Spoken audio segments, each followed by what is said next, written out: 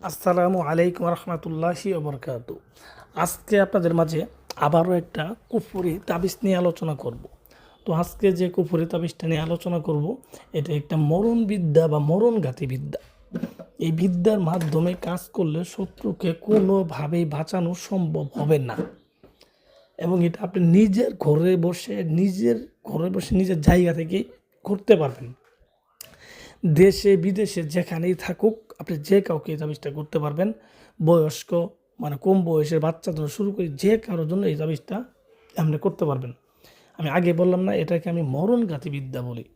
মরণঘাতী বিদ্যা বলার একটা কারণ হচ্ছে, এই তাবিজটা আপনি কারোর জন্য করবেন আর সেই লোক দুনিয়াতে বাইচে থাকবে, এরকম হবে না। এটা আপনি বিদেশি লোকের জন্য করতে পারবেন। অনেকে আমাকে বলেন যে, বাবু ভাই, আমি তো একটা কবিরাজের কাছে কাজ দিয়েছি, বিদেশি কাজ, সে বলে যে এটা বিদেশের জন্য হবে না।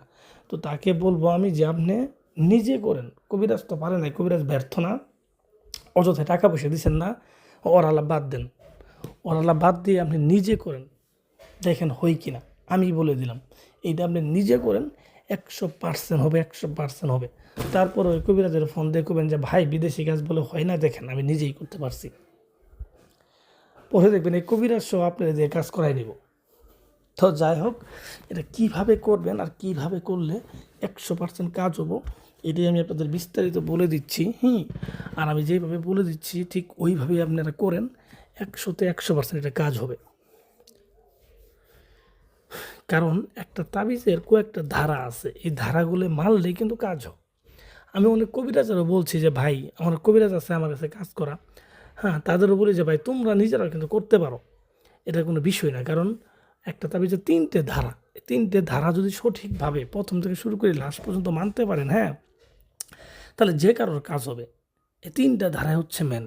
3টা ধারা বলতে তাবিজটা কখন লিখতে হবে, এটা হচ্ছে 1 নম্বর ধারা, মানে কোন টাইমটা লিখতে হবে, এটা বলে তাবিজের সেতারা, এটা মানতে হবে। এই জিনিসটা মানবেন। তারপরে হচ্ছে আপনার তাবিজটা কী দিয়ে লিখতে হবে, হ্যাঁ মানে কী দিয়ে লিখতে হবে, এটা তাবিজের মানে 4টে যে তাবিজ আছে, এই আতসী, যেমন আতসী তাবিজ আগুনের সাথে সম্পর্ক, ঠিক আছে, বাজি তাবিজ বাতাসের সাথে সম্পর্ক, এরকম একটা ধারা আছে। তো 2 নম্বর ধারা হচ্ছে কী দিয়ে তাবিজটা লিখতে হবে। তারপর 3 নম্বর ধারা হচ্ছে লিখার পরে তাবিজটা কী করতে হবে। কী করতে হবে, এটা কিন্তু একটা খুব গুরুত্বপূর্ণ বিষয়, এটাও আপনাকে মানতে হবে। তো এইভাবে আপনি ধারাগুলো মানবেন। এইভাবে তাহলে এই তাবিজটা, এই 3টা ধারা অনুযায়ী আপনি কাজটা করেন, দেখেন আপনার 100% কাজ হয় কি না। আমি একবার গ্যারান্টি দিয়ে দিলাম, ঠিক আছে, একবার গ্যারান্টি দিয়ে দিলাম যে আপনার কাজ হবে। তো কথা না বাড়াইয়ে এই তাবিজের 3টা ধারা নিয়ে আমি আলোচনা করব। প্রথম ধারা, তাবিজটা কখন করবেন। তাবিজটা করবেন যে কোনো একটা শুক্রবার দিন আসর নামাজের পর। আসর নামাজের পর নিজে ঘরে বসে লিখবেন, নামাজ বিছাবেন, আতর লাগাবেন শরীরে, সামনে আগরবাতি মোমবাতি এগুলো ধরাবেন, দরকার বলে ধূপ ধরাবেন। এগুলা ধরানোর পরে আপনি তাবিজটা লেখা শুরু করবেন। তাবিজটা কী দিয়ে লিখবেন, তাবিজটা লিখবেন একদম নতুন সাদা কাপড়, মার্কিং সাদা কাপড়, যেগুলা ওই যে লাশের মধ্যে যে থাকে, যেগুলা কাপড় দিয়ে মরা মানুষ মরলে ওই কাপড়গুলোতে তাবিজটা লিখবেন। তাবিজটা লিখবেন একদম সিম্পল জিনিস, শ্মশানের কয়লা দিয়ে চিতা পুরাইছে, যে চিতা পোড়া শ্মশানের কয়লা, ওই কয়লাটা দিয়ে তাবিজটা লিখবেন, ঠিক আছে। তো লিখার পরে তাবিজটার নিচে ঝাঁকিয়ে করবেন, সেই ব্যক্তির নাম লিখবেন। নামটা আরবিতে লিখবেন, বাংলা লিখবেন না।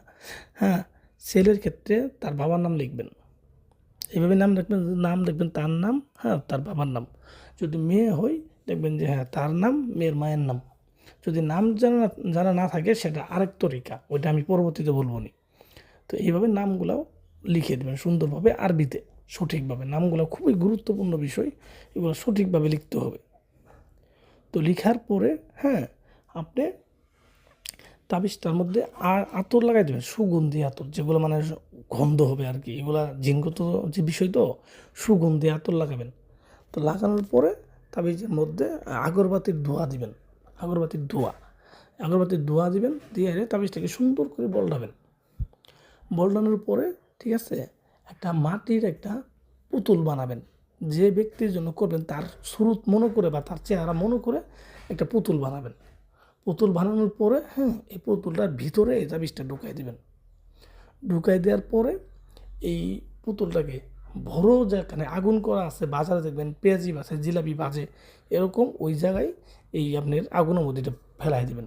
বা আপনি নিজেও কিন্তু বড় করে আগুন করতে পারেন, হ্যাঁ, করে ফেলাই দেবেন।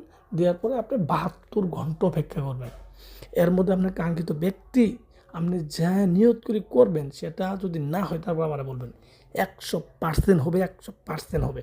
আপনি যদি আমার কোনো বিষয় ভাষাগত সমস্যার জন্য না বুঝতে পারেন, আপনি আমাকে কমেন্ট করেন, মেসেজ করেন, আমি সুন্দরভাবে আপনাকে বুঝিয়ে দিব, কোনো সমস্যা নেই।